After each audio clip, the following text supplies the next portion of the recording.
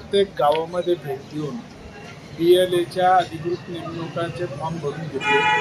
त्याचबरोबर नवीन कार्यकारिणीच्या अनुषंगाने या ठिकाणी बैठक घेण्यात आली।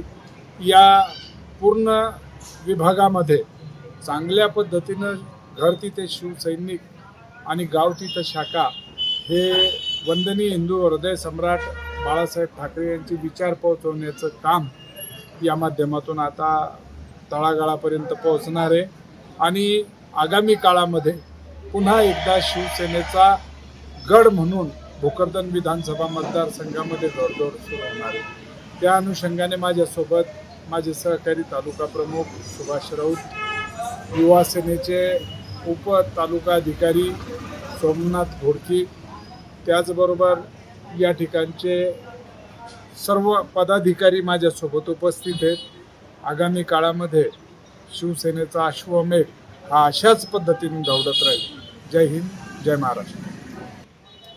आता पूर्ण विधानसभा मतदारसंघामध्ये BLAच्या नेमणुका सुरू आहेत।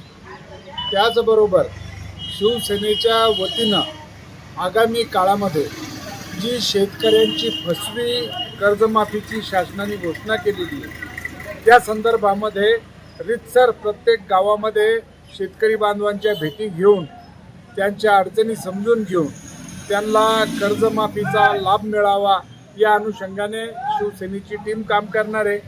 आणि जर शेतकरी बांधवांवर अन्याय झाला, त्यांना कर्जमाफीचा लाभ नाही मिळाला तर रस्त्यावर येऊन शिवसेनेच्या पद्धतीनं आंदोलन करण्यात येईल आणि शेतकरी बांधवांना न्याय मिळवून देण्यात येईल।